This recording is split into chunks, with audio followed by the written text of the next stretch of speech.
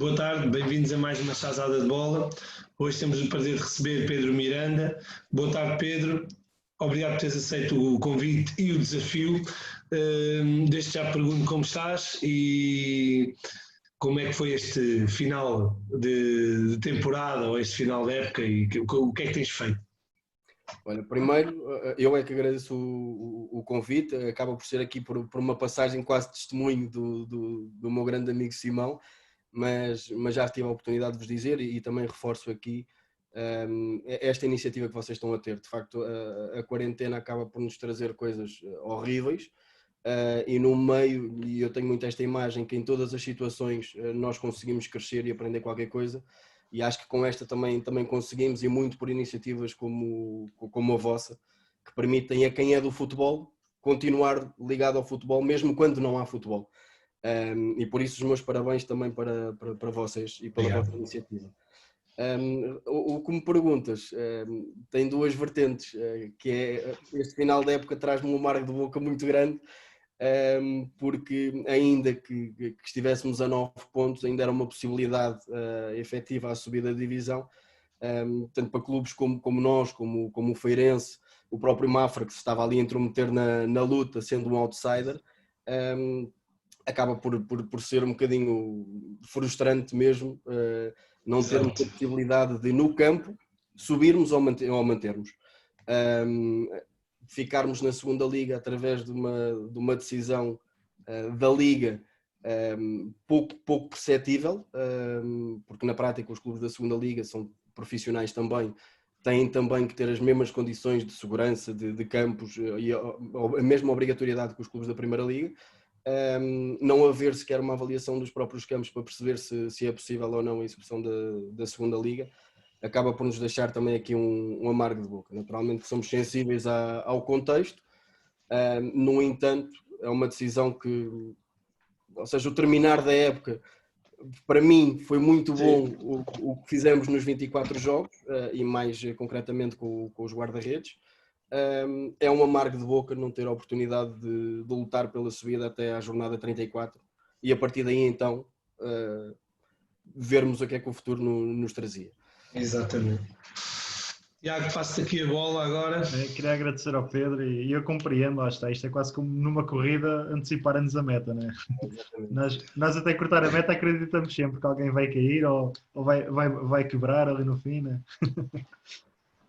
Olha, Pedro, em relação à tua formação, para quem não sabe, também foste jogador, passaste por Benfica, Sporting e depois em Júnior Odivelas, na formação. Como é que recordas estes tempos de formação? Por etapas completamente diferentes. Eu nasci no Benfica praticamente, portanto eu começo a treinar no Benfica na altura nas escolas de formação que tinha uma mensalidade ainda a pagar, na altura era defesa central, portanto andava ali naqueles mini-jogos com 6 anos como defesa central, e há um treino que ao sair do sintético do Estádio da Luz passo pelos campos de treino, pelos relevados, e vejo os guarda-redes a treinarem, na altura com o Mr. Zé Henriques, e vejo-os ainda com o trampolim, a atirarem a bola e a defenderem a bola, e como criança achei muita graça àquilo e pedi para experimentar um treino também. Experimentei, efetivamente até tinha algum jeito para aquilo e tanto o Mr. Chalena como o Mr. José Paisana na altura falaram com os meus pais que passaria para a escola de competição. E começa aí uma história bonita com o Benfica aos 7 anos.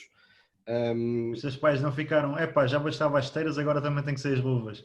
Não, sabes que o meu pai foi guarda-redes amador, portanto guarda-redes em Angola, depois cá também esteve pelas divisões distritais, portanto havia sempre uma certa ligação do meu pai à baliza. Orgulho. Exatamente. Portanto foi um trajeto muito, muito fácil. Ele até preferiu comprar umas luvas do que as botas e as caneleiras por si só. Quando passo para mais a mais o meu pai, um benfiquista ferrenho, ainda hoje com lugar cativo no Estádio da Luz, ver o filho na posição que ele desempenhou no clube dele, acabou por ser um orgulho muito grande. Não comprou 10 pares. Filho, motiva-te, escolhe. Quase, quase. Sabes que na altura, na formação do Benfica, a mensalidade era, e espero que não me falhe a memória, mas acho que era qualquer coisa deste género, eram cerca de 7 contos ou 7 contos e 500, portanto ainda era dinheiro. De repente, poupar 7 contos e 500 dava dinheiro para comprar as luvas também. Portanto, eu arranjei-lhes uma forma de poupar, portanto podia ser reinsercido. Exatamente. Na formação do Benfica, nessa parte ainda de escolas, de infantis, o Benfica nessa altura, como hoje, tem uma projeção europeia muito grande. Portanto, nós praticamente todos os anos tínhamos um torneio fora. Fomos ao Luxemburgo, fomos à Grécia, e estas viagens com os teus amigos do dia, a fazer o que tu mais gostas, há muitas histórias muito boas. Todo este percurso é feito também com o Simão, com o David, até à altura, nos iniciados de primeiro ano, em que fui convidado a sair do Benfica. Na altura, pelo mesmo argumento que vocês vão perceber que me vai acompanhar até ao pendurar das minhas botas, que era a minha estatura. Portanto, era baixo, para a idade era baixo, ainda hoje sou baixo, se quisesse ser guarda-redes não conseguia. Tinha uma estatura baixa e encarei aquilo com uma certa naturalidade. Ainda hoje acho que custou mais a alguns dos meus colegas a minha saída do caminho, porque saí de certa forma resignado. Nessa fase, o meu pai naturalmente adepto ferrenho do Benfica, as hipóteses para ele em Lisboa era só uma, que era o Belenenses. Para mim não, a hipótese era só uma, que era o Sporting, independentemente da história Benfica, só me fazia sentido tentar efetivamente ir para o outro clube grande de Lisboa. E fui fazer um treino na altura no Pinamanique e com 10 minutos de treino fiquei, porque também já estava referenciado e para o Sporting naquela altura era mais importante a componente técnica do que propriamente a estatura física, e eu nessa, como sempre fui baixo, fui sempre ganhando outro tipo de características, uma delas a técnica, outro o posicionamento, e então acabei por ficar no Sporting. Fico lá 3 anos, sou campeão nacional de juvenis no Sporting, com não diria uma super equipa, mas uma equipa interessante, com o Pedro Mendes, que hoje joga no Montpellier, com o Cédric, com o William, com o Diogo Amado, com o André Martins, com o Diogo Rosado, com o Wilson Eduardo. Portanto, efetivamente ali uma geração boa, que conseguimos ser campeões nacionais. E no final dessa época, em que eu faço a época praticamente quase toda como titular, faço uma fase final muito, muito boa. Tenho uma conversa com o Mr. João Paulo, em que sou mais uma vez dispensado, com o mesmo argumento, efetivamente, de ser baixo, da minha estatura ser baixa, e de irmos passar para uma componente júnior já mais perto do rendimento, e que não faria sentido a continuidade no investimento na minha formação, sendo que era uma coisa que eu não poderia controlar, mas que efetivamente é importante e que eles valorizavam. Na altura, na minha saída... Agora, qual era a tua estatura? Eu nessa fase tenho 1,74 m, como juvenil de segundo ano. Que na altura saiu até uma entrevista minha no Record, que era dispensado por 6 cm, que era o tal 1,80 m, que quando aparece o 8 já era diferente, mas quando tem o 7 logo a seguir à vírgula, não dava. E também vos digo, a esta distância, hoje, como treinador de guarda-redes, consigo perceber perfeitamente as decisões que foram tomadas, porque eu próprio também não posso ignorar o perfil físico de um guarda-redes quando o quero contratar. Claro que naquela fase mais difícil de perceber, no sentido em que as características para ser um bom guarda-redes eu tinha-as, menos aquela que não posso controlar. Que é a física. Exatamente. E aquilo mesmo nós, como treinadores, e cada vez mais se utiliza esta expressão, que é foca-te no que controlas, porque o que não controlas desgasta-te. Exatamente. E a parte da altura é uma coisa que eu não podia controlar, mas ao mesmo tempo desgastava-me porque me estava a bloquear os sítios para onde eu queria ir e o patamar onde eu gostava de estar. Nessa fase Sporting, e não o referi no Benfica porque fui treinado sempre pelo mesmo treinador de guarda-redes, praticamente, que era o Mr. Zé Henriques. Nós fazíamos os treinos que iam, fazíamos muitas vezes desde as escolas até aos júniores. Portanto, eu como infantil treinava com o Moreira, já convivia com os grandes, com aqueles que já calçavam a luva tamanho 9 ou 10, e que também era uma parte boa da vivência Benfica. O David falou nisso, que era os tais domingos em família, que tudo se fazia à vontade. O almoço, o jogo, as modalidades. E nessa altura o Benfica formação, efetivamente havia uma abertura muito grande entre os escalões, que para nós de repente estar a falar com um júnior era quase como se hoje vocês estivessem aqui a falar convosco o Mourinho. É verdade. A escala era mais ou menos esta, e era uma coisa muito boa que o Benfica tinha, que perdeu e que agora está a voltar a recuperar aos poucos, e na minha opinião bem. No Sporting tenho a oportunidade de ser treinado, tenho a oportunidade de passar por aquilo que eu considero o grande desenvolvimento do treino de guarda-redes em Portugal. Estamos a falar de 2004, 2005, que é quando se começa a olhar para o guarda-redes como uma peça importante no jogo. Não com o nível que tem hoje, mas como uma peça efetivamente importante do jogo. Ou seja, já não chega só a meter 10 bolas e rematar à baliza e isto é um treino. Exatamente. Começa a partir as ações específicas do jogo e a partir as ações técnicas e a trabalhar coisas como eu nunca tinha ouvido até então, que era uma diagonal frente, atacar a bola na frente. Na altura, com o Mr. Ricardo Pérez, e era o que vos ia dizer, no Sporting apanho uma fornada de treinadores de guarda-redes muito, muito, muito boa, com o Mr. Ricardo Pérez, o Mr. Fernando Ferreira, que eu considero o meu mentor ao dia de hoje no treino de guarda-redes, que é o treinador de guarda-redes do Benfica, com o Mr. Vítor Silvestre, que depois foi acompanhando primeiro o Mr. José Coceiro e depois o Paulo Bento, e agora está na Coreia do Sul, com o Mr. Miguel Miranda também, que lá estava nessa fase. Portanto, uma fornada muito boa de jovens com muita vontade de receber conhecimento, com muita vontade de descobrir o treino, e com ideias boas e muito positivas na forma como partilhavam com os jovens, neste caso com os atletas. E daí retiro muita coisa boa, porque hoje quando olho para o meu modelo, ou quando quero fazer um exercício de treino numa componente um bocadinho mais técnica, ainda vou buscar muitas das coisas que passei, porque senti na primeira pessoa o impacto que elas tiveram no meu rendimento. E portanto o futebol adapta-se e muda, como nós estávamos a falar há pouco, adapta-se e muda, mas há origens que também não se podem perder. E daí que eu acredito que tenha sido uma origem mais da base técnica em Portugal, do treino de guarda-redes. Ainda vou beber muitas coisas e recordo algumas situações da forma como o Mr. Ricardo Pérez lidava comigo, que eu chegava a casa e dizia, eu nunca me senti tão confortável por ir para o banco, porque percebia perfeitamente porque é que estava no banco.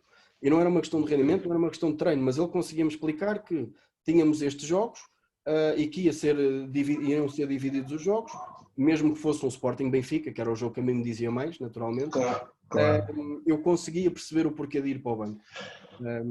E acabava por não sentir como injusto, precisamente porque conseguia perceber o enquadramento da decisão. E dessa fase Sporting trago essas coisas boas, principalmente dos treinadores e das muitas amizades que lá fiz também, porque no meu ano de juvenil estudava também em Alcochete, portanto eu saía de casa às 6h30 da manhã para apanhar o autocarro no Boina Verde e chegava a casa às 10h30 da noite, porque o meu dia era todo passado entre a escola de Alcochete e a academia, tanto ginásio como treino. Portanto, eu passava muito mais tempo com os meus colegas do que propriamente com os meus pais. Portanto, daí crias laços muito grandes e muito bons para a vida e muitas histórias também. Daí do Sporting, como vocês estavam a dizer, e bem, tenho a passagem no meu primeiro ano de Júnior no Odivelas, no Campeonato Nacional, que é uma passagem, há pouco falávamos do volume das ações que um guarda-redes é exposto.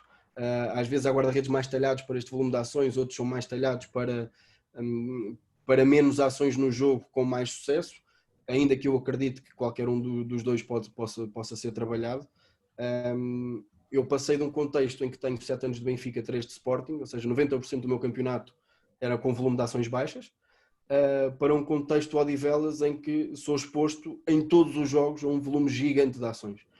Portanto, foi onde eu senti que o meu jogo, o meu rendimento em jogo mais se desenvolveu, porque mais vezes exposto a um contexto de cruzamento, que é, na minha opinião, o contexto mais difícil de ser trabalhado em treino, muitas vezes exposto a um controle de profundidade, muitas vezes exposto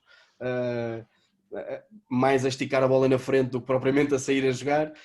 Portanto, é quando o meu jogo muda completamente, tendo em conta aquilo que vinha aprendendo na formação. É um ano que inclusivamente descemos de divisão, mas para mim foi um ano extremamente positivo, precisamente por me dar uma visão diferente do futebol, que ainda hoje existe, que é nós estamos numa bolha do clube grande, e só quando saímos do clube grande é que percebemos a realidade do futebol não é aquela, a grande realidade do futebol não é aquela, e essa adaptação às vezes custa um bocadinho a fazer, e eu filo e acho que correu muito bem. No segundo ano de Júniores, tenho uma experiência, fui treinar a experiência ao Crystal Palace, na altura impulsionada pelo José Fonte, que no fundo abriu-me lá a porta para fazer um período de testes, estive lá 2 semanas, os treinos correram muito bem. Naturalmente, quando olhamos para o contexto em Portugal, eu sou um guarda-redes pequeno, se passamos para a Inglaterra, sou um guarda-redes anão. E portanto acabou por ser muito do mesmo. Ainda me propuseram ficar lá a treinar, porque eu, como era segundo ano de júniores, podia jogar pelos júniores sub-23 e reservas. Ainda assim não me fazia tanto sentido estar longe do meu país sem ser uma aposta efetiva do clube. Portanto, era mais o podes ficar cá do que propriamente o queremos que fique. Foi aquilo que eu senti, e por isso achei que não fazia muito sentido.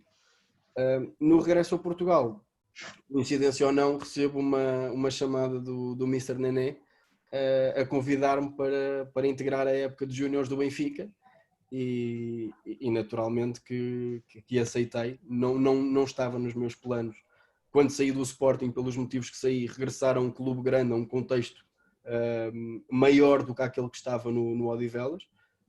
Aconteceu e naturalmente que aceitei. Novamente a oportunidade de voltar a jogar com o David Simão, que já não acontecia há 4 anos, agora numa idade diferente, com uma maturidade diferente, e naturalmente que aceitei.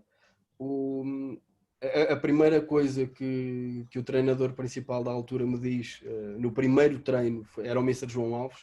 A primeira coisa que ele me diz foi: olha, fico muito contente que venhas, falaram muito bem de ti, mas tu és a segunda opção, porque a minha aposta vai ser o Diogo Freire e a aposta Benfica. Portanto, quero que continues a treinar e a trabalhar como me disseram que trabalhas, mas o teu tempo de jogo se calhar não vai ser aquele que tu possas ter como expectativa, e por isso pratos na mesa, cartas na mesa, e este vai ser o contexto para ti este ano. Naturalmente que quando tu chegas a um clube e um treinador te diz isto, tu ficas sempre com um misto de sentimentos, que é: ok, obrigado por ter sido honesto, mas eu quero o meu espaço. Lutar por ele, não? Exatamente. E assim fiz. Fui trabalhando. Eu sempre fui um atleta que gostava do treino. Nunca fui de me cortar ao treino, porque tirava mesmo prazer de todos os momentos que estava na relva. E então para mim era uma coisa fácil ir a um treino e não dar tudo o que tenho. Ia para casa mais chateado do que se o treino tivesse corrido mal e tivesse dado tudo. Portanto, para mim sempre foi uma coisa muito, muito, muito natural. E E nesse ano, à quarta jornada, à quinta jornada jogamos com o Sporting, à quarta jornada aleja-se o Diogo Freire. Portanto, eu tenho a minha primeira oportunidade no jogo com o Sporting, e a partir daí o Diogo voltou a jogar, penso que 2 vezes, porque lá está, quando te dão a oportunidade, e eu ainda hoje como treinador acredito muito nisto, quando te dão a oportunidade, só depende de ti agarrá-la. E foi o que fiz, acabei a fase final também toda a jogar. Ao ponto de no final, mais perto do final da época, os 11 jogadores, ou os 10 jogadores não treinavam, faziam recuperação, e o Mr. João Alves perguntava a mim: Pedro, queres treinar ou queres ir fazer recuperação com os teus colegas? E quando reportava ao início da época, é giro ver como as coisas podem mudar, e lá está, só tu as podes fazer mudar. É preciso a oportunidade, mas é preciso que tu estejas preparado para ela. Exato. Esse é um ano que ainda hoje me provoca um amargo de boca muito grande. Toda a minha carreira futebolística está bem resolvida. Esse ano é o único que eu ainda não consegui resolver, porque no último jogo nós vamos jogar à Academia. Precisamos de um empate para ser campeões na Academia. Portanto, eu tento sair do Sporting, mais uma vez, tinha um sabor diferente. Estamos empatados aos 23 minutos e de repente entram a claque do Benfica, e começa ali com pedras e cadeiras a voar e uma situação quase de batalha campal. Os adeptos do Sporting começam a entrar para dentro do relvado, e o jogo para ali e não volta a continuar. Lembro-me de nos bastidores o Rui Costa ainda tentar negociar uma possível data, sendo que também não fazia questão de abrir mão do jogo não ser realizado na Academia pelas falhas de segurança que entendia que tinham havido. Moral da história, o jogo acabou por não se realizar e o Sporting é campeão na Secretaria. Daí esse amargo de boca que me deixa também. Nos Júniores tenho o Mr. João Alves no final da época a dizer-me que posso ir de férias descansado, porque a ideia é apresentarem-me um contrato profissional, não há equipa B, mas seria emprestado, e eu vou de férias descansado, e a chamada que recebo do Rui Costa é exatamente no sentido contrário de nós não vamos continuar contigo. O Mr. Jesus tinha acabado de entrar. O Mr. Jesus não identifica o teu perfil físico como um perfil de guarda-redes tipo, e por isso não nos faz sentido continuar contigo. Isso aí, regressei ao Odivelas, faço mais um ano na segunda B e termino a carreira. A tua altura aqui já era diferente ou ainda continuava no 77, no 76, 77. Portanto, mesmo que usasse e usava os pitões, pedi ao roupeiro para me colocar os pitões de alumínio mais alto que existissem, pelo menos na entrada para o campo ainda tinha mais 5 centímetros. Agora depois no resto, e se nós formos a ver uma situação tão complexa como a situação de cruzamento, é tão fundamental o bom posicionamento como a tomada de decisão como a estatura. E eu aí não a tinha e estávamos a entrar num alto rendimento, e eu reconheço também ao dia de hoje que com a idade júnior nunca seria profissional ou nunca seria um guarda-redes para jogar num clube como o Benfica. Poderia ter feito uma carreira eventualmente no CNS, na altura segunda B, eventualmente com o passar do tempo, os 28, 29 anos que te dão outras coisas, poderia ter chegado a uma segunda liga, mas com muita dificuldade faria mais do que isso, pelo bloqueio da estatura. Faço a minha última época no Atlético no ano a seguir, na segunda B, com o Mr. Tony Pereira. Foi uma época espetacular. Subimos de divisão, é na época em que o Atlético sobe à segunda divisão, à segunda liga.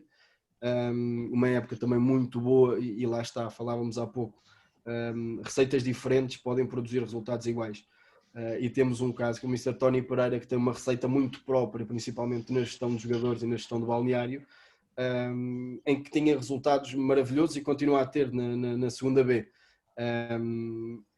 Por isso, foi uma fase em que também aprendi muito sobre uma perspectiva completamente diferente.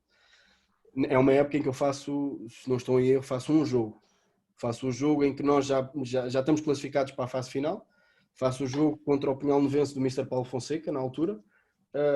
Ganhamos 2-1 e é o único jogo que eu fiz nesse ano. No entanto, ainda assim consigo considerar um ano positivo. E é nessa altura que eu considero uma pessoa racional e pragmática. E nessa fase, com os meus 20 anos, olho para aquilo que está por vir na minha carreira e acho que é insuficiente.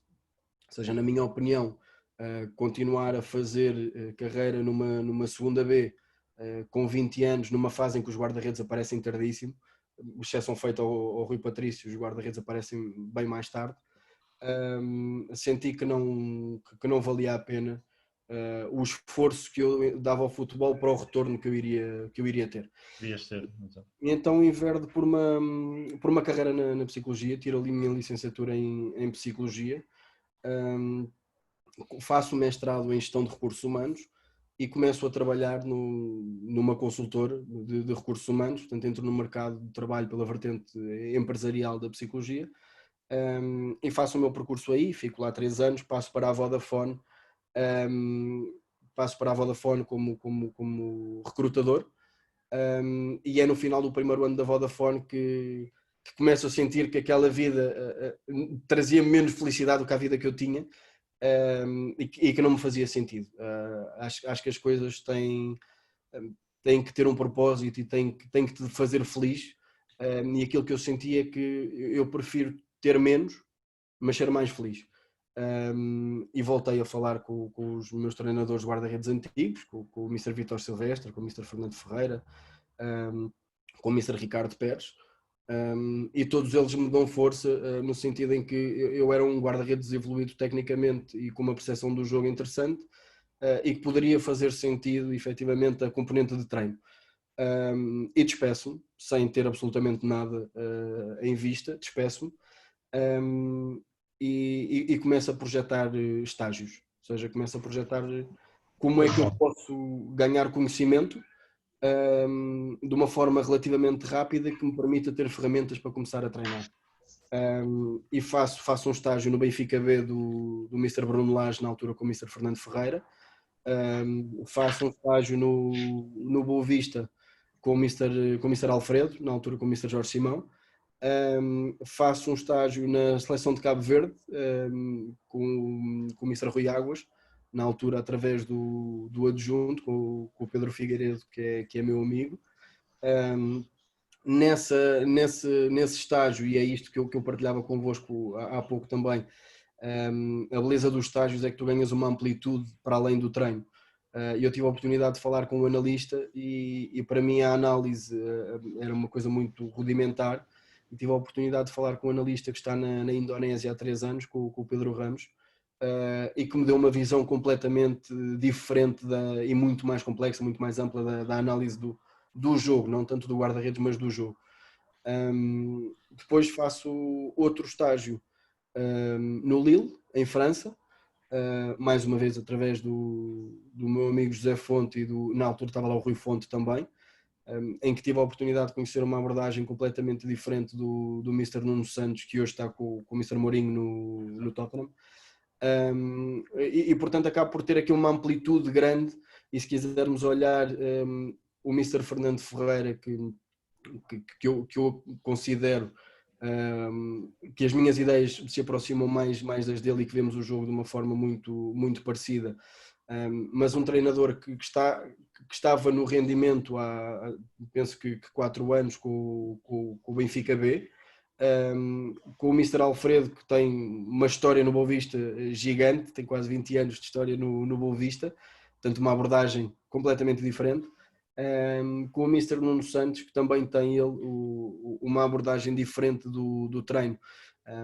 Uma das coisas, por exemplo, o Mr. Nuno Santos, não sendo contra o ginásio, prefere replicar a componente de força no campo, que é uma abordagem que eu percebo e compreendo. Eu prefiro ter as duas mescladas, no sentido em que um preparador físico vai ser capaz de dotar o meu guarda-redes de componentes que se calhar o treino do campo por si só não lhe vai dar, e acho que tem que ser um trabalho paralelo a ser feito. Portanto, como vês, fui beber muito do conhecimento que tenho hoje pelos estágios e pela partilha de conhecimento com pessoas com ideias muito diferentes, mas todas elas com resultados bastante positivos. Sim, Exatamente. é muito importante essa partilha de ideias e a observação de Muito. diferentes métodos. Como tu disseste, o Mr. Nuno Santos não usava o trabalho de ginásio, mas tu criaste a tua ideia, que era importante esse trabalho de ginásio. Uma das coisas que eu fiz questão de fazer também nos estágios era relatório de observação dos guarda-redes. E filo tanto no Benfica como no Boa Vista, como depois também no Lille. E o meu objetivo era, para quem está a construir uma ideia, perceber se o meu rascunho, o que é que vale o meu rascunho ao dia de hoje para alguém que já está onde eu quero chegar. E no fundo acho que é uma mensagem que também vos deixo. Eu conheci no Lille o Mr. João Sacramento, que também acompanhou o Mr. Mourinho agora no Tottenham, em que ele próprio me dizia, numa altura em que e o futebol às vezes tem disto, é as portas dos estágios, agora voltam-se a abrir, mas durante algum tempo tiveram um bocadinho fechadas, para que não se copiassem as ideias, ou para que não se copiassem as ideias, e muito do que ele foi fazendo foi ele próprio fazer relatórios e partilhar com pessoas na expectativa de receber feedback. E foi recebendo feedback e hoje está onde está também por aí, que é quando nós queremos criar, podemos partir de uma base de alguém, mas é importante que a nossa cabeça pense efetivamente se aquilo faz sentido ou não. Não faz sentido só porque o A, B e o C fazem. Tem que nos fazer sentido efetivamente a nós, caso contrário estamos a replicar na íntegra uma ideia de outro. E foi um bocadinho isso que eu fui fazendo, bebendo de todos e criando a minha, buscando naturalmente um bocadinho de todos, mas percebendo o que é que de cada um fazia sentido para mim ou não, e naturalmente depois dar o meu cunho pessoal, ainda quase, se quisermos, numa fase experimental, porque também, como vos disse há pouco, o meu modelo de treino é uma coisa aberta até o dia em que eu finalizar a minha carreira, e por isso também eu vou desafiando as minhas ideias e as ideias de outros. Ainda hoje falo muito com o Fernando Ferreira, nesse sentido de algum posicionamento que o Vlaco Dimos tenha feito, que eu tenha visto e que se calhar não o faço da mesma maneira, perceber com ele porque é que ele o faz e debatermos ali, trocarmos ali algumas bolas, para efetivamente nos solidificarmos a nossa ideia ou ter alguém de fora a desafiar a nossa ideia, que eu acho que isso então é espetacular. E esse Quando alguém controle, causa a tua ideia e te obriga a pensar sobre ela outra vez. exato, esse controle que tu fazias é sempre uma avaliação, não é? Lá está a tua evolução. Eu agora no final do ano fiz um balanço da época, tanto dos meus guarda-redes como minha, quase como em jeito de autoavaliação, e tenho algumas coisas que na próxima época não as vou repetir, tenho outras que pensei melhor no assunto e se calhar não faz tanto sentido da forma como eu via as coisas, e tenho mais um ano de gestão de três cabeças que ao longo da época acabaram por ser quatro, tão dispares como um António Filipe com 34 anos, um Daniel Figueira com 21, um Stojkovic com 23. Portanto, pontos completamente diferentes da carreira, formas completamente diferentes de interpretar o treino e as ideias, e portanto também eles me fazem a mim crescer, e por isso certamente que o meu próximo ano será, não diria diferente ou muito diferente, porque a base é a mesma e era o que vos dizia, desafiem a vossa ideia para a porem à prova, mas tenham uma ideia. E certamente que o próximo ano também me vai trazer novos desafios, porque gerir o António Filipe de 34 anos é diferente de gerir um Daniel com 21, e na próxima época poderão haver novos guarda-redes que me lançarão novos desafios, e poderão ser os mesmos guarda-redes e que me lançarão na mesma novos desafios, porque quem ficou no banco este ano não quer ficar na próxima época, quem Exato. jogou este ano quer continuar a jogar, e portanto novos desafios se abrem também a nós treinadores, e que é a parte boa do futebol, é que não é um contínuo. é um Exatamente. trabalho que todo ano volta ao ponto zero. E todo ano voltam todos com expectativas ainda mais elevadas. Exatamente. Todo ano tu descobres uma forma diferente de lidar com elas. Ó Pedro, era mesmo por aí que eu ia também perguntar. Achas que a maioria dos jogadores de campo, se fossem a maioria dos jogadores de campo, se fossem guarda-redes, não eram jogadores? Eu acho que eles teriam, a grande parte deles, se não, eu diria quase 98% deles, teriam muitas dificuldades em ser guarda-redes. Exatamente. Porque ser guarda-redes é uma posição muito especial. Exatamente. Tanto na personalidade do próprio guarda-redes, como na forma como encaram o treino. Eu não vejo um jogador de campo, mesmo que seja um central, que normalmente são os mais agressivos e mais impetuosos e mais disponíveis, a atirar-se para o chão, se calhar 20 vezes durante todos os dias, repetidamente. Exatamente. Eu próprio, em jeito de brincadeira, quando amigos meus dizem o meu filho tem jeito para ser guarda-redes, eu sou o primeiro a dizer não faças isso, a não ser que queiras que o teu filho ganhe a vida a levar com bolas na tromba e a cair para o chão. Mas efetivamente é uma posição muito, para além de ser muito bonita, é uma posição que te obriga a desenvolver características muito diferentes. Tu durante 90 minutos, se fores lateral tens o central ao lado, se fores central tens mais um central ao lado, se fores médio tens outro médio ao lado, se fores guarda-redes podes passar algum tempo durante o jogo quase isolado, dentro do jogo mas muito longe dos teus colegas. E obriga-te a ter características diferentes. O jogador, quando recebe a bola, tem que tomar uma decisão e pensar sobre aquilo que quer fazer, ou eventualmente, idealmente, ter antecipado aquilo que vai fazer.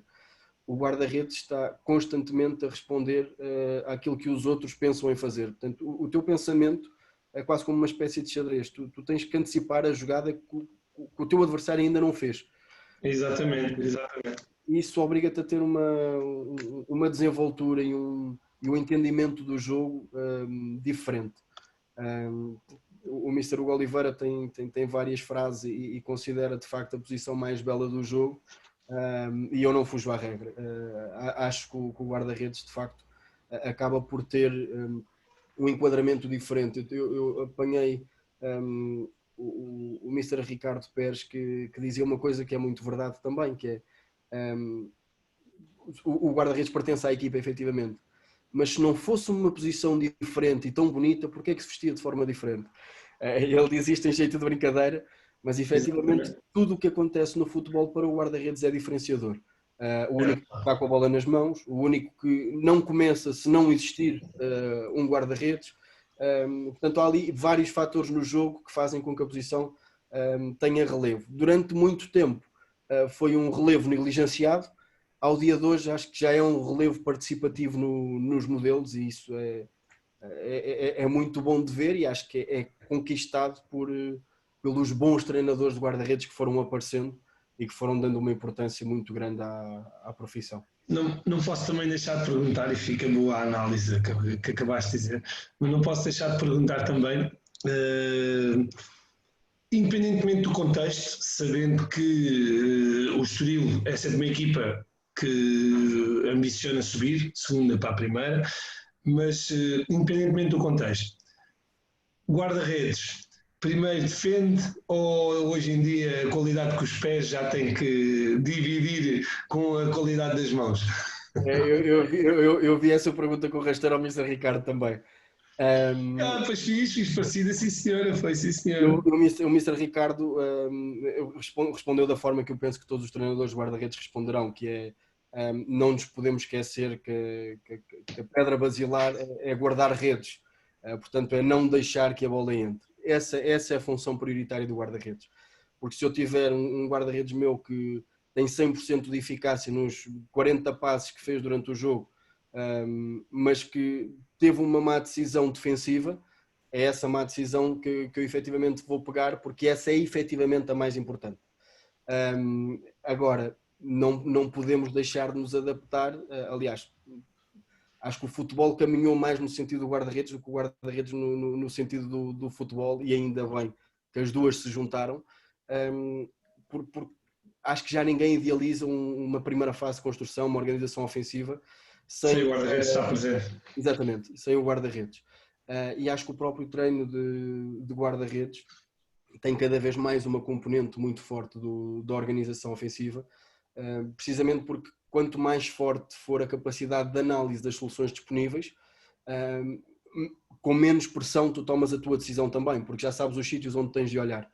Exatamente. É uma das coisas que eu apresento também aos meus guarda-redes no início do ano, em função, no fundo, simular situações ainda num contexto fechado, ou seja, num contexto, quando eu digo fechado, não fechado do treino analítico, digo fechado num contexto de sala, para lhe explicar em função de onde vem a bola, que tipo de apoios é que tem que dar, que tipo de solução é que tem que ser e para onde é que devem olhar, porque o nosso modelo diz-nos que as possibilidades de passe vão estar ali. Naturalmente adaptado em cada jogo, adaptado ao adversário, mas com ideias gerais que eu gosto de partilhar também com eles desde a pré-época. Agora uma coisa também interessante e deixando também aqui um bocadinho a ideia, que é no final de cada jogo eu faço o relatório e partilho com os meus guarda-redes, com os três, para que eles próprios também tenham noção do volume de ações e em que situações é que as ações ocorrem com maior volume. E não deixo-vos partilhar que a média, pelo menos da nossa época Estoril, não, se calhar não somos a equipa com mais posse da segunda liga, mas ainda assim o volume de ações do Dani e do António foram ser entre os 45% e os 50% de passe atrasado. Passe atrasado ou distribuição, ou seja, tomada de decisão para iniciar uma construção ofensiva. Portanto, estamos a falar de metade das ações dos 90 minutos. Exatamente. Não podemos descurar este aspecto, porque é metade do jogo do nosso guarda-redes. Agora não lhe podemos, na minha opinião, dar mais importância do que guardar as redes. Já respondeste aqui a outra pergunta que eu também ia fazer. Então, mas dentro da linha disto, Ricardo, qual era a definição então de ideal para ti do perfil do guarda-redes? Ok. Mas queres um guarda-redes que já está no ativo, ou queres que eu te dê as características do meu guarda-redes? Sim, exato. As características para ti do teu meu guarda-redes. Eu sou da opinião, o guarda-redes é, na minha opinião, o jogador no campo que tem que tomar decisões mais difíceis, porque tem tudo a ver com o risco, não é? O risco de falhar é golo, o risco do avançado falhar é o pontapé de baliza para outra equipa. Portanto, como o risco é muito grande, as decisões, a tomada de decisão e a capacidade de análise tem que ser muito forte.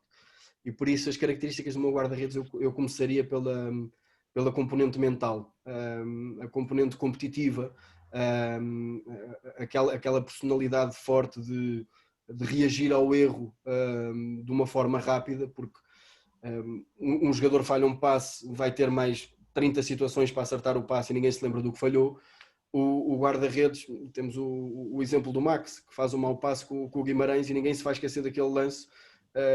Ainda que ele só tenha falhado aquele passe, ninguém se vai esquecer daquele lance porque efetivamente resultou em gol. E portanto a capacidade de aos 2 minutos tu cometeres um erro e fazeres 88 de um nível muito alto é uma capacidade que eu valorizo bastante e tenho esse exemplo este ano com o Dani. Eu há pouco dizia-vos que os meus 3 guarda-redes, ou os 4 guarda-redes que estiveram comigo este ano tinham todos um foco competitivo muito grande. O Dani é possivelmente neste aspecto o mais forte. Nós em Penafiel estamos até a fazer um bom jogo. Aos 44 minutos o Dani faz uma recepção de bola, a bola ressalta no Ronaldo Tavares e dá gol. A primeira reação do Dani naturalmente que é baixar a cabeça, a segunda reação completamente instintivo é ir buscar a bola e atirar a bola para o meio campo e a partir daqui voltamos a jogar. E a partir do momento em que ele tem o erro até ao final do jogo, ele tem mais 2 situações de 1 contra 1 em que ele as resolve, ou seja, deixa-nos no jogo para um possível empate até aos 90 minutos. E isso é uma característica que para mim é muito importante no guarda-redes, a capacidade de se abstrair do que aconteceu e se focar no que pode acontecer. Exatamente. Depois, naturalmente, que E também ter estudado psicologia também ajuda um pouco aqui no... Depois se trabalhas esse aspecto com o eu acho, e voltando também outra vez ao Mr. Ricardo, já partilhei convosco, que é um dos treinadores que eu admiro, também tem a base em psicologia, e eu acredito que esta base, não por promover as teorias que existem na psicologia, mas porque efetivamente acho que te dá uma sensibilidade diferente para compreender o outro. E a tua capacidade de analisar os outros comportamentos torna-se um bocadinho mais racional. Ou seja, uma ação que possa ser, não diria desrespeitosa, mas uma ação impulsiva contra um elemento da equipa ou contra um treinador, ainda que naquele momento tenha que ser dada a dura, eu consigo compreendê-la de outra forma. Ou seja, não vou entrar em confronto. Vou efetivamente ter uma capacidade, se calhar, ou uma sensibilidade diferente para interpretar. E acho que estes momentos, e falávamos há pouco disso, são fulcrais numa época que é tu teres a capacidade de conhecer o comportamento do teu jogador e conseguires antecipar o comportamento que pode acontecer. E às vezes é um discurso ou uma conversa que consegues ter com ele e consegues perceber o que é que vai dentro daquela cabeça e desconstruir uma ideia que às vezes nem é dele, pode ter vindo de outro sítio e que não é dele, mas que ele já está a tomar como dele. E se tu tens consegues criar esta base de confiança e consegues interpretar e antecipar um possível problema, consegues ao longo da época levar o piloto quase, o avião quase em piloto automático.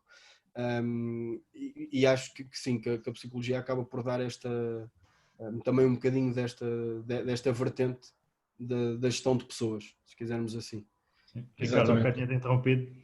Não, eu ia fazer uma pergunta que tinha a ver. O Pedro tinha-me respondido logo uma que faz o controle de ações. Eu ia dizer certamente que faz. E esse controle de ações é passado à equipa técnica durante o jogo ou o intervalo tu chegas e comunicas tu ao guarda-redes? Como é que é feita essa. No momento? No período do intervalo, e este ano foi assim, depois nós treinadores guarda-redes também nos adaptamos muito à forma de trabalhar do treinador principal, naturalmente. Exatamente. A dinâmica no fundo é criada por ele, nós temos na nossa subcultura dentro da cultura equipa, que são os guarda-redes, mas que temos que adaptar naturalmente à visão e à gestão do dia-a-dia do treinador principal. E este ano no Estoril, tanto o Mr. Tiago Fernandes como o Mr. Pedro Duarte deixavam ali um período no início durante o intervalo, na fase inicial do intervalo, para os jogadores refrescarem a cabeça e trocarem eles próprios algumas ideias. E é nesse momento em que eu falo com o meu guarda-redes, em que mais do que lhe dizer não devias ter feito isto ou tens que fazer aquilo, é muito mais o que é que tu sentiste nesta primeira parte. E quando tu começas a sentir que a tua ideia, o teu modelo, a tua forma de interpretar o jogo começa a passar para os teus guarda-redes, mais fácil é o discurso porque falamos todos a mesma linguagem e então começa a ser também mais fácil para eles interpretarem aquilo que o Mister se vai focar.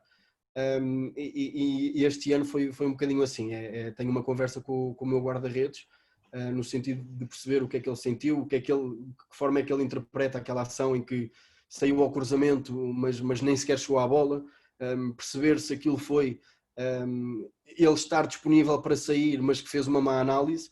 Eu não lhe posso tirar a disposição para sair, porque senão o contrário é pior. E então é perceber com ele a interpretação que ele faz das ações e a partir daí então guiá-lo no sentido daquilo que foi a minha análise. Naturalmente que depois, mais em função daquilo que é o adversário, e às vezes falamos de coisas tão simples como tínhamos, por exemplo, um Varzim que este ano fez uma excelente época, mas que em muitos momentos do jogo, quando passava o meio campo, principalmente pelo Tiago Cerveira, faziam um cruzamento a meio do meio campo, E então é também alertar o Dani que pode estar um bocadinho mais à frente nesse posicionamento, porque já sabe que à partida a ação que vai ser resultante daquela condução de bola é esta. Portanto, em função do adversário também dar alguma indicação. Posso perguntar uma coisa também aí, desculpa interromper, que é em relação a isso. De que forma é que utilizas as tecnologias para observar o adversário e se ajustas depois o teu microciclo em relação a essa observação? Ajusto o meu penúltimo dia. Ou seja, também posso... Era a informação que estavas a dizer, não era, por exemplo? Exatamente. Posso partilhar convosco o meu microciclo também sem problema nenhum. Portanto, nós este ano tínhamos jogo e treinávamos no dia a seguir, folgávamos no segundo dia. Portanto, fazíamos o treino mais um e começávamos no menos 3. Exatamente. E nesse mais um, aquilo que eu procuro dar é aos guarda-redes que não tiveram em competição. Nós no Estoril acabamos por ter também uma ligação muito forte com o Sub-23, tanto eu como o treinador de guarda-redes do Sub-23 estamos em constante comunicação, e muitas vezes o nosso guarda-redes vai competir no Sub-23, portanto depois também faço essa adaptação das cargas, mas o nosso mais um objetivo é dar aos guarda-redes sem competição um estímulo muito próximo daquele que teriam se tivessem jogado.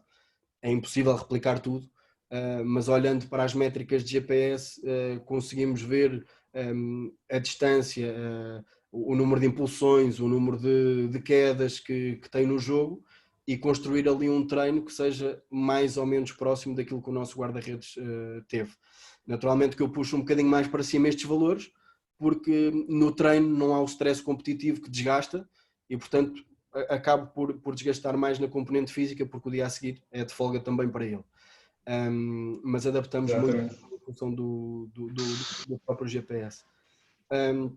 No nosso menos 3, acabamos por ter ali um dia numa primeira fase de adaptação, ou seja, costumo começar com um jogo lúdico para terem uma ideia, ou com um exercício de passe para conseguirmos voltar à dinâmica da competitividade do treino, para depois então ter a força, o dia seguinte resistência, o dia seguinte então com velocidade, e é no dia de velocidade em que eu vou com os guarda-redes cerca de 45 minutos antes para o campo, em que simulamos muitas das situações do adversário, principalmente na construção, em que eu mesmo com os bonecos crio a linha de pressão adversária e crio as soluções que nós queremos que o nosso guarda-redes tenha, seja através de baliza, seja através de eu próprio a aparecer ali, ou com o número 6, ou como lateral, ou como interior que vem buscar a bola. A mesma coisa para as situações de cruzamento.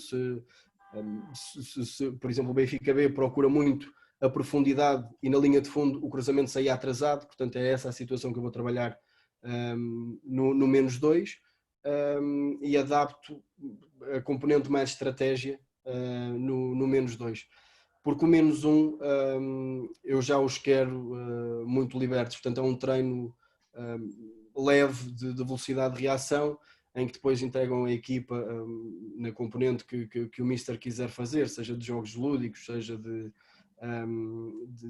só de estratégia, seja do que for. Mas o meu objetivo no menos 1 é que de facto a carga seja baixa, que é para dia de competição estarem o mais aproximado do 100% possível, se não mesmo no 100%. Exatamente. Não perguntava, ainda há bocado o Tiago... Desculpa, Ricardo, eu com isto tudo acabei por não partilhar com o Tiago a parte mais importante da pergunta dele.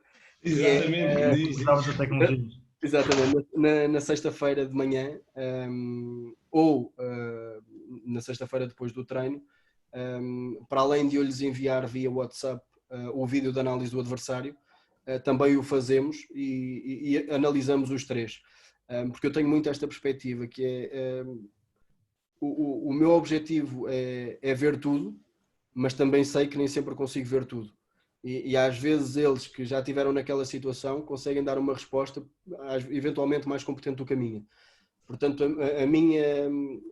a minha abordagem na análise do adversário é: eu faço o vídeo, eu faço a análise e tenho aquilo que é a estratégia para o jogo do meu guarda-redes, mas também quero que eles intervenham nela e que me digam se sentem confortáveis ou não a fazer aquilo que lhes é pedido. Porque eu prefiro uma solução de passe médio se o meu guarda-redes não se sente confortável por alguma razão, a semana não lhe correu bem a fazer o passe curto, e então vou falar eu com o treinador principal e tentarmos adaptar ali ao máximo, de forma a que o meu guarda-redes se sinta confortável naquilo que é também a estratégia da equipa para o jogo.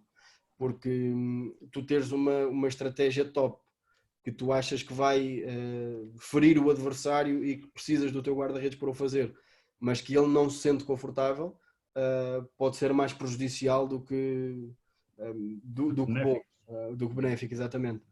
E por isso também é importante ouvirmos do lado deles o que é que eles acham daquilo que nós lhes vamos pedir.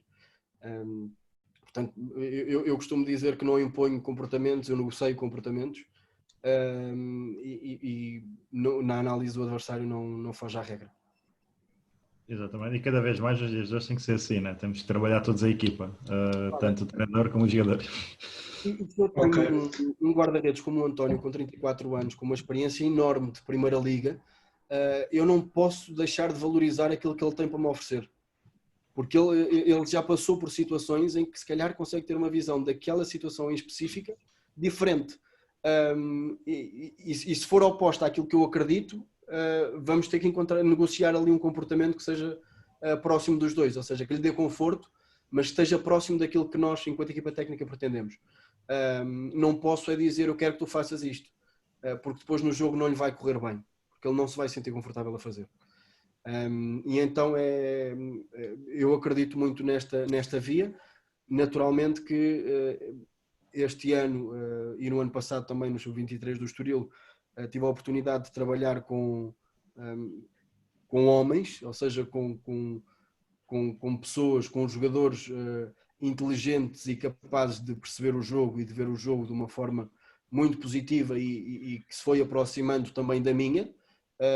Mas se não o tivermos, também temos nós que nos adaptar e há negociações que eventualmente podem ser mais difíceis, não é?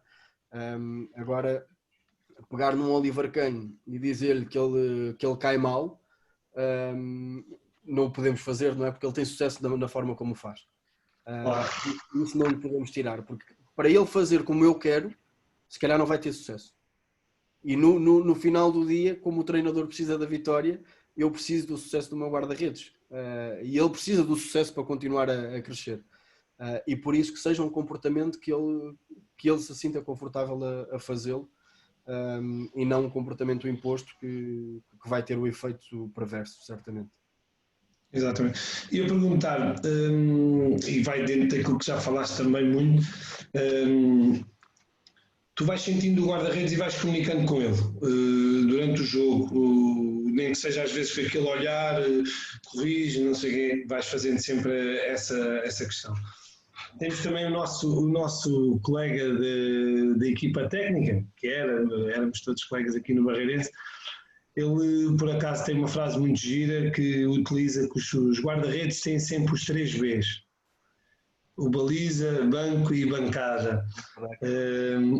Essa escolha, sabendo que é muito complicada, passas a responsabilidade para o treinador principal ou dizes a tua opinião e és tu que defines isso? Ou é o treinador principal que te aborda e como é que faz essa conexão? Se calhar também depende muito do treinador principal que for, não é? Era o que eu ia dizer. Da minha experiência, e em primeiro lugar, a decisão final será sempre do líder da equipa e o líder da equipa técnica, que é o treinador principal. Agora, eu também acredito que existam treinadores que interpretem o treinador de guarda-redes de forma diferente e que lhe deem mais ou menos autonomia em função ou da competência ou da forma como estão os guarda-redes. Se a ideia é muito diferente, o treinador principal prefere assumir ele a decisão. Se há uma partilha efetiva dentro da equipa técnica, a minha experiência deste ano foi o treinador principal dar a sua opinião, mas pedir-me a mim aquilo que era a minha opinião, e este ano acabámos por seguir muito na linha daquilo que eu pensava, até porque depois existe sempre alguém para responsabilizar, não é? Ou seja, se o treinador de guarda-redes decidiu que deveria ser aquele e o treinador segue essa linha, existe sempre ali o treinador de guarda-redes como responsável da decisão. Agora, a minha experiência este ano foi de muita partilha.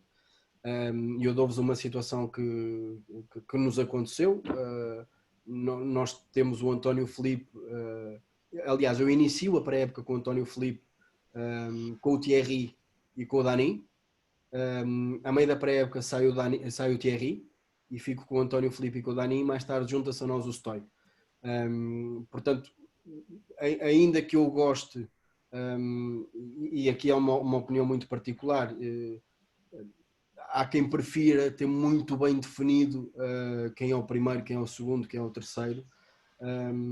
Eu gosto que as coisas se vão desenvolvendo ao longo da pré-época.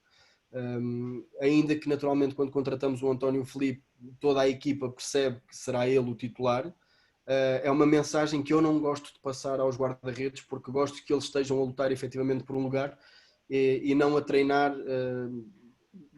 o treino pelo treino. Exatamente. Claro que depois ao longo da semana sou eu próprio que vou nivelando as coisas.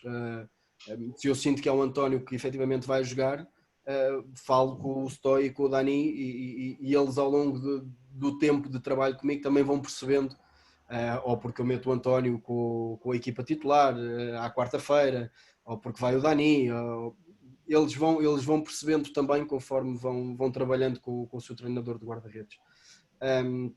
E este ano temos a situação do António, fez o jogo da Taça da Liga, faz o primeiro jogo no Seixal, joga em casa com o Farense e na semana seguinte ao Farense lesiona-se no -1. Portanto, à entrada para a terceira jornada lesiona-se o António. Naturalmente que jogou o Dani, e aqui jogou o Dani porque fez toda a pré-época connosco. O Stoy entrou a meio, portanto o Dani naturalmente que estava mais entrosado e mais preparado e partiu com o avanço. E nós vínhamos de 2 jogos, 2 derrotas, com 4 golos feridos nos 2 jogos, e o jogo em que o Dani joga, nós temos a nossa primeira vitória, o nosso primeiro jogo sem sofrer golos. E na minha opinião, eu vejo muito o futebol desta forma, quando nós pedimos aos jogadores para darem o máximo no treino e lhes falamos tanto em rendimento,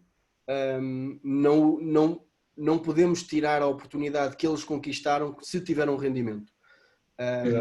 E foi esta a opinião que eu fui partilhando junto da equipa técnica, nem sempre consensual, e ainda bem, porque o facto de não ser consensual promove o discurso e promove efetivamente pontos de vista diferentes. O debate. E eu achei, na minha opinião, que deveríamos dar a oportunidade ao Dani de continuar, porque efetivamente é um menino que treina muito bem, que estava a ter um desenvolvimento positivo e que na primeira vez em que é chamado a um nível mais alto, responde muito bem. Portanto, aquilo que foi a minha opinião na altura e que fui mantendo ao longo, fui sendo coerente ao longo da época, que é também uma coisa que eu considero importante nos treinadores, esta coerência nas decisões. O peso terá de ser, se não igual, muito similar para todos. Caso contrário, vêm as tais injustiças que falávamos antes de começarmos a gravar. E fui sentindo ao longo da semana que o Dani foi ganhando mais confiança com os jogos que foi fazendo, foi tendo cada vez mais e melhores decisões ao longo do jogo, portanto o rendimento também a crescer com ele, a equipa a passar por uma fase mais positiva, temos ali uma série de 4 vitórias seguidas, e na minha opinião não fazia sentido trocarmos o guarda-redes. Quando o Dani vai fazer o segundo jogo, nós jogamos com o Casa Pia e depois jogamos em casa, se não estou em erro, com o Varzim. Eu falei com o António ao longo da semana e depois, naturalmente, ter falado com o Mr. Tiago Fernandes para estarmos em consonância na mensagem, e partilhei com o António que neste momento tinham que acontecer 2 coisas, que era ele merecer jogar e o Dani merecer sair. Caso contrário, não fazia sentido nem tirar o Dani se estivesse a merecer jogar, nem ele entrar se não tivesse a ter rendimento no treino. E no fundo a mensagem que eu quis partilhar foi continuar a trabalhar, porque como ele entrou na tua ausência, pode voltar a acontecer o mesmo e tu já não vais querer sair de lá.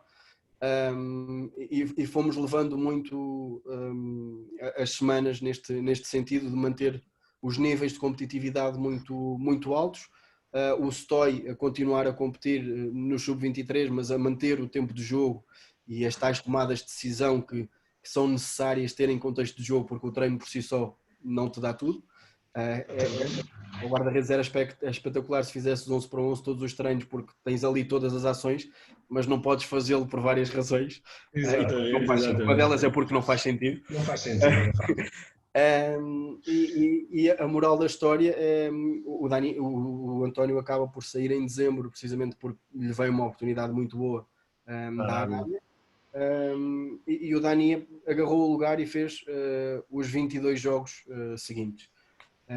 Tem essa falha em Penafiel, que é, na minha opinião, a única que acaba por efetivamente estar ligada a um resultado, mas da mesma forma que tem com o Benfica B, num 1-0 em casa, e tem uma defesa, um cabeceamento do Calaica incrível e que nos mantém nos 3 pontos, como em casa com o Porto, faz uma defesa aos 87 em que nos acaba por dar o ponto em casa. Portanto, eu acho que o papel do treinador de guarda-redes, mais do que decidir quem joga, é dar ferramentas ao treinador principal para ele próprio também poder decidir.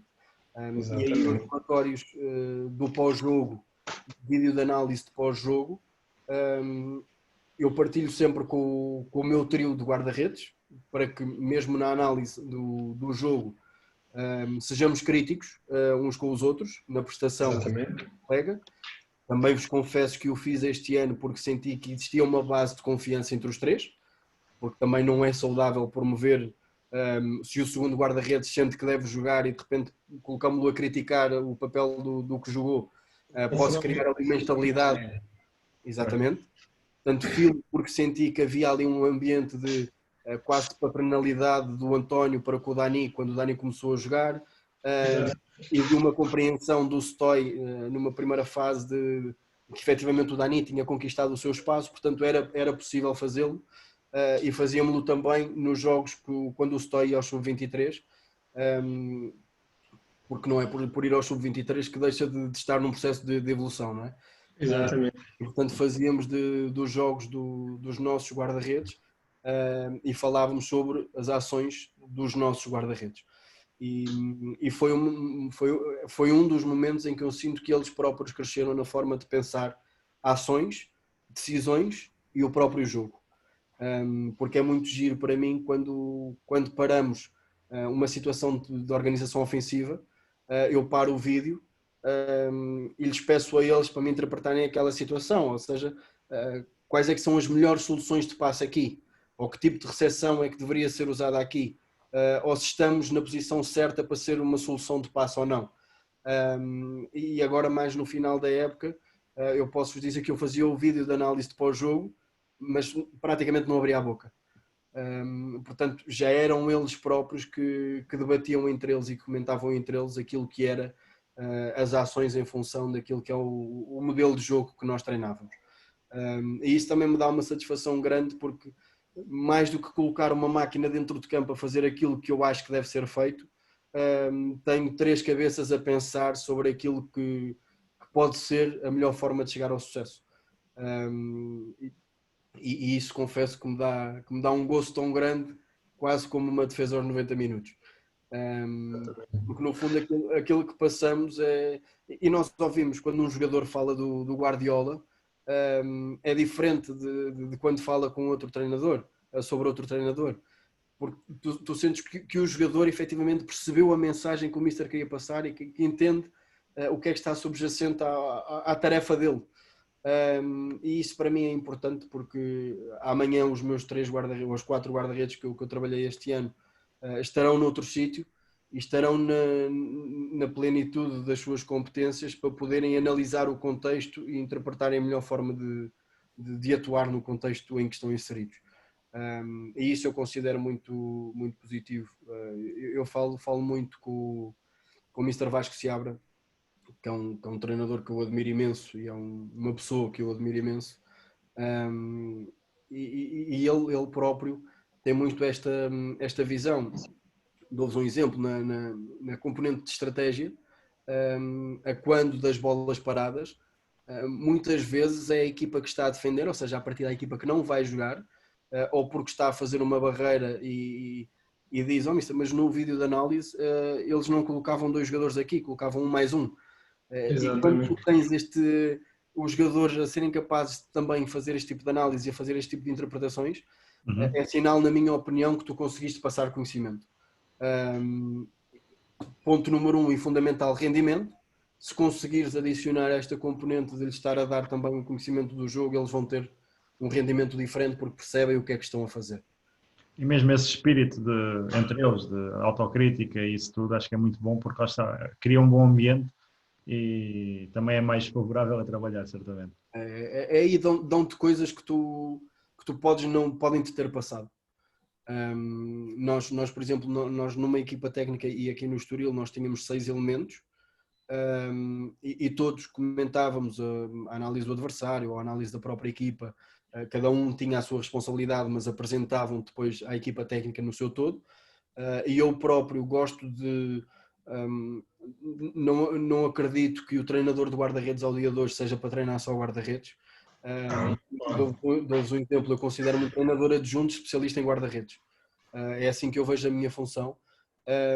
Assim como o preparador físico tem a componente física, o analista tem a componente de análise, eu tenho a componente de guarda-redes, mas todos nós vemos jogo, interpretamos jogo e temos uma palavra a dizer sobre o jogo. E eu acho, eu senti, e posso-vos partilhar, no Sub-23 do Estoril, eu tive uma experiência de cerca de 3 meses. Desses 3 meses, 2 foram com o Mr. Vasco Seabra e com o Mr. Cláudio Botelho e também com o Mr. Rui, mas principalmente com o Mr. Vasco e com o Mr. Cláudio, por debatermos tanto e por termos ideias que nem sempre iam ao encontro umas das outras, às vezes em detalhes, como um jogador no meio campo, como é que deve receber a bola, se é com o pé de fora ou com o pé de dentro.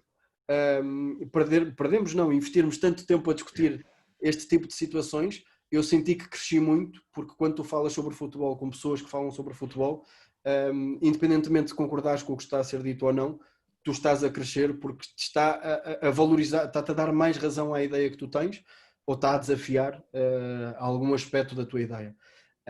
E este ano foi um bocadinho assim. Eu gosto também de participar na análise do adversário, nem que seja na interpretação da primeira fase de pressão do adversário. Porque se o meu guarda-redes vai ser uma peça fundamental em furar essa primeira linha, eu também tenho que ser capaz de analisar e de debater com os meus colegas de equipa técnica. Senão depois podes sofrer uma surpresa. Pedro, grande análise, grande rúbrica até agora, espetacular. Olha, fica a nota, fica as ideias. Vamos passar à parte final da nossa rúbrica, que é o nosso quiz. Já sabes, vamos tentar sacar as luvas com as nossas mãos a agarrar. Está fácil. Vamos a isso. Está fácil? Eu hoje tive pena do Pedro. Vocês dizem sempre que está fácil e depois entalam aí a mão. E depois perdemos. Quase sempre. Olha, quantos jogos fez o Dani na Liga? Na Liga, só a segunda Liga? Sim. 22. Vês? 1-0. Aqui estava fácil. Está fácil ou não está fácil? Olha, qual é o futebolista esta época? Como é que é? Não, quantas épocas... eu faço a outra de fazer. Quantas épocas teve o Atlético na Primeira Liga? Quantas épocas? Essa já remonta a um tempo em que eu não via futebol, nem cá estava. Esta pergunta já foi feita 10 vezes na rúbrica, por isso é que a gente... Foi? Pois, já houve mais malta aí do Atlético também. Eu diria, e vou atirar completamente ao calhas, eu sei que é um histórico, foi um sítio onde eu gostei muito de estar, mas não tenho presente esse número, diria 12. Não, acho que era justo o Ricardo dar opções, antes de dar as respostas. Ia dar umas opções. Dá primeiras opções. E 12 está completamente fora de hipótese. Obrigado pelas opções, então. 20, 22, 24 ou 26? Mais uma vez, completamente ao calhas, 22. Era 24. Eu, se o Tiago não tem dito ainda há bocado, eu ia dizer que era exatamente o dobro. E apanhavas-me aqui agora. Olha, qual é o totalista de jogos na Liga pelo Estoril, que foram 24? Qual foi o jogador? Que fez todos os jogos. Exato.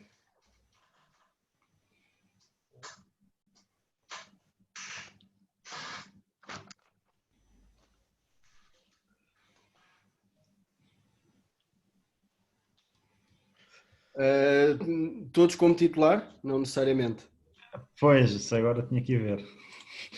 Isso já não reparei. Eu diria o Roberto.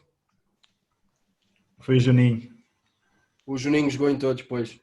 Ele não foi sempre titular, mas O Roberto tinha 22, que eu lembro. eu estava-me a lembrar, a minha primeira aposta seria o Bragança, mas houve ali o período do Sub-21 em que ele não jogou. Por isso... Não, foi o Juninho, que ele, em termos de minutos está lá para meio, que ele deve de sair e entrar várias vezes. Né? Sim. Okay. Ele começou a época com muita força, depois foi ali perdendo algum gás e muitas vezes era o grande desequilibrador também a partir do banco. E por isso, às vezes, estrategicamente, também nos jogos fora, era importante ter provavelmente o jogador mais rápido da segunda liga a entrar para mexer com o jogo. Exatamente. Está 2-1, mas eu acho que vais dar a volta. Vamos ver. Quantos golos sofreu o Estoril na Liga? Posso dar aqui umas opções também, se quiseres. Isto é trabalho de guarda-redes. Olha, mas sem opções, eu diria ou 32 ou 34. Menos. Ou na Liga. Ok. Ok. Então, espera aí. 26. Na MUS. É que nós temos, vi isso há pouco tempo, nós temos 24 jogos e sofremos mais 2 golos que jogos, ou seja, a nossa média ficou em 1.0 qualquer coisa. É. Exatamente. E mesmo os jogos no total são 27 e 29 sofridos. Exatamente. 2-2. Tiago. Olha, vamos para a negra. Qual é a nacionalidade do Denis Pineda? Olha. El Salvador. Exatamente. Essa foi-se buscar à gaveta mesmo lá. Foi mesmo. Não, sabes o que é que foi? Fui buscar aquelas brincadeiras do cantar aquela música quando chegam e a ver ali, ele naturalmente cantou ali um reggaeton e houve ali uma altura qualquer que se meteram com ele e ele disse que em El Salvador qualquer coisa. E eu fui buscar essa recordação que tinha de ele dizer isso. Estava à espera com Honduras, porque até a bandeira é parecida, assim, pode ser que ele confunda com as Honduras, ou não se lembra. Olha, mas olha, vês? Perdemos, siga. Mas tenho todo o gosto em pagar-vos um almoço ou eventualmente até uma camisola do Estoril.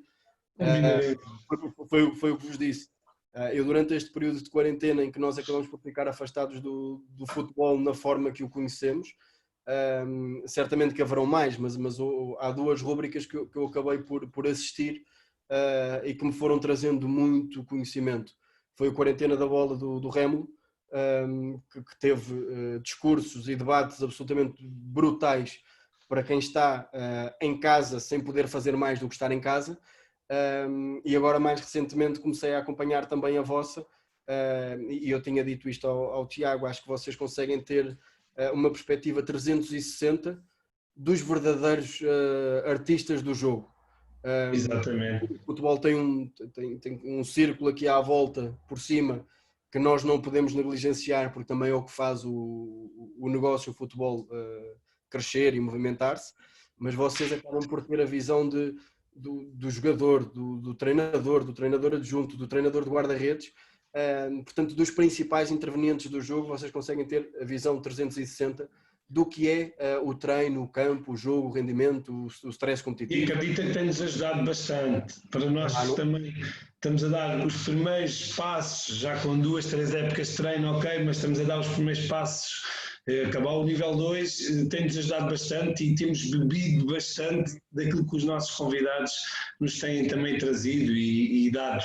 Não tenho na nossa rubrica. Não tenho dúvidas disso e para vocês, eu partilhava isto com o Tiago também há pouco, para vocês acho que o facto de ouvirem na primeira pessoa pessoas como o Luís Castro, como o Mr. Ricardo Pereira, que vos dá uma forma de ver, se calhar, mais orientada para o jogo. No caso do Mr. Ricardo Pereira, se calhar perceberem um bocadinho do que é a função guarda-redes, que há muitos treinadores que ainda a negligenciam um bocadinho porque há alguém que pode saber daquilo, portanto eu não tenho que saber.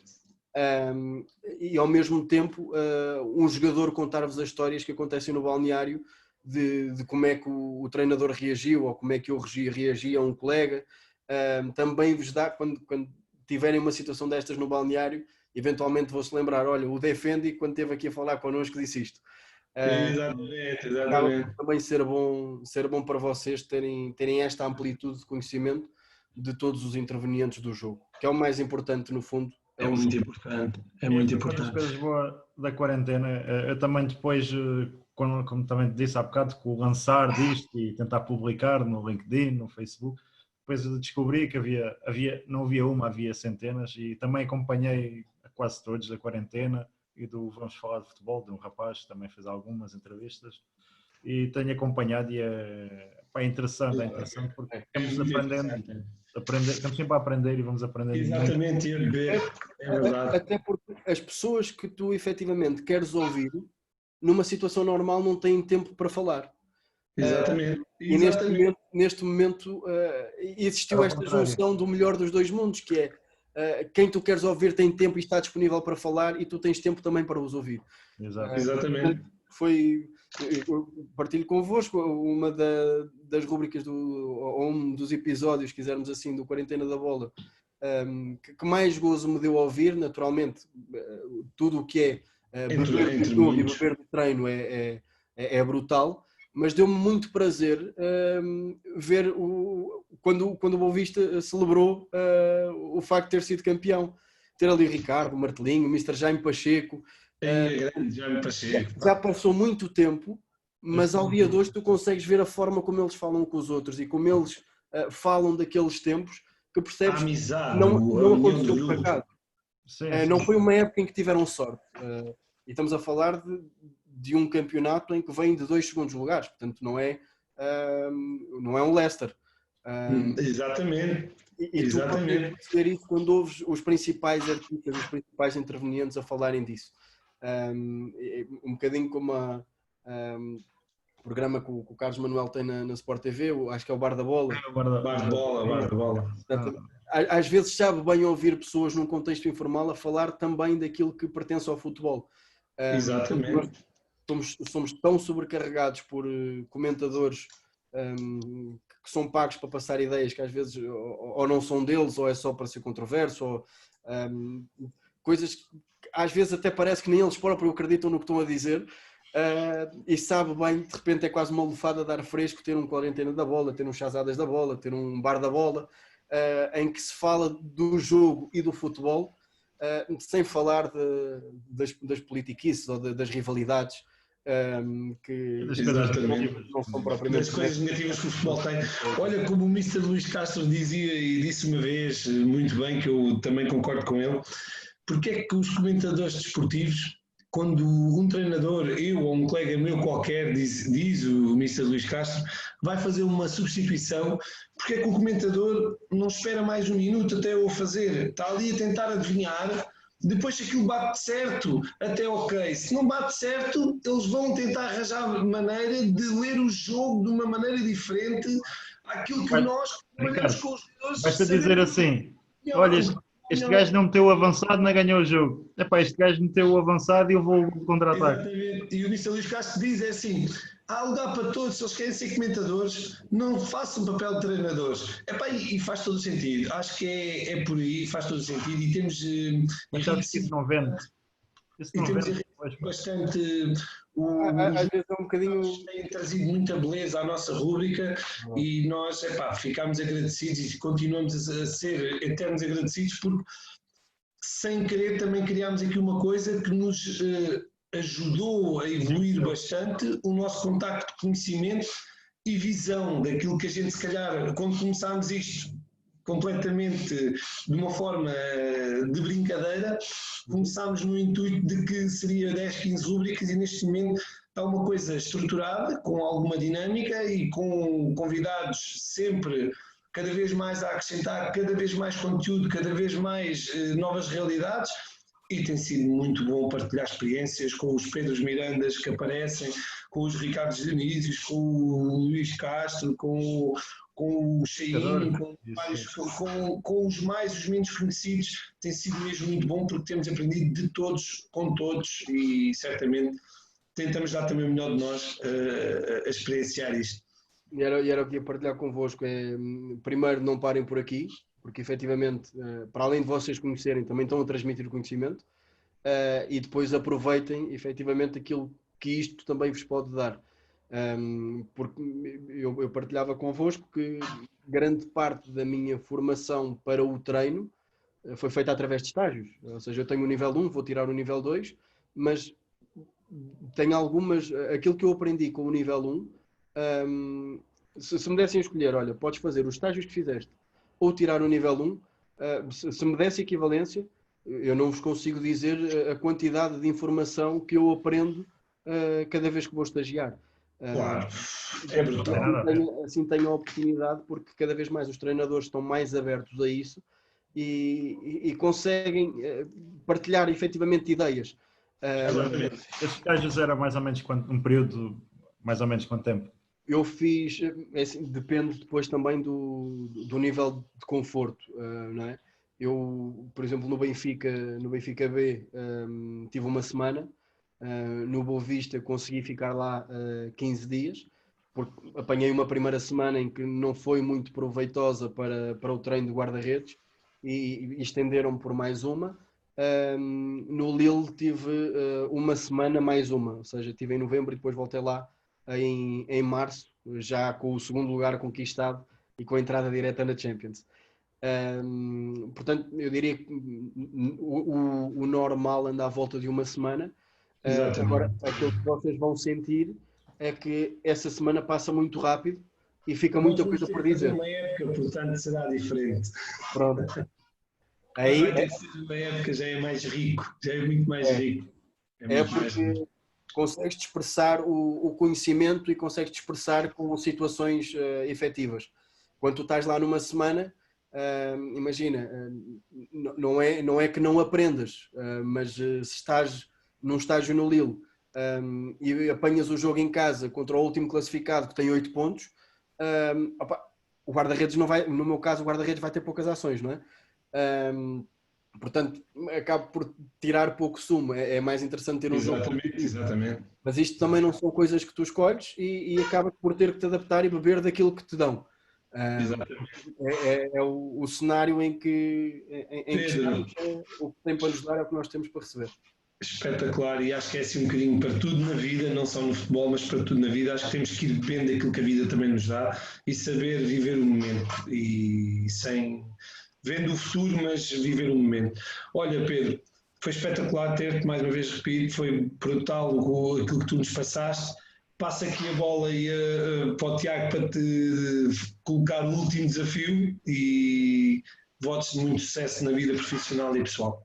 Obrigado. Igualmente também para ti, para vocês, que continuem o sucesso que estão a ter aqui, mas depois também que o passem para o campo. Também é importante, que é o principal objetivo. É aí que vocês se vão sentir felizes e efetivamente realizados, e é aí que vocês têm também depois algo para dar. Sim, senhora. Queria agradecer ao Pedro. Espero que também tenhamos correspondido aqui às expectativas em termos de conteúdo de treino guarda-redes, porque também não é o meu forte, mas sim, olha. Demos o máximo, demos tudo, colocámos tudo. Não foi tudo, mas fizemos, pelo menos não facilitámos no treino.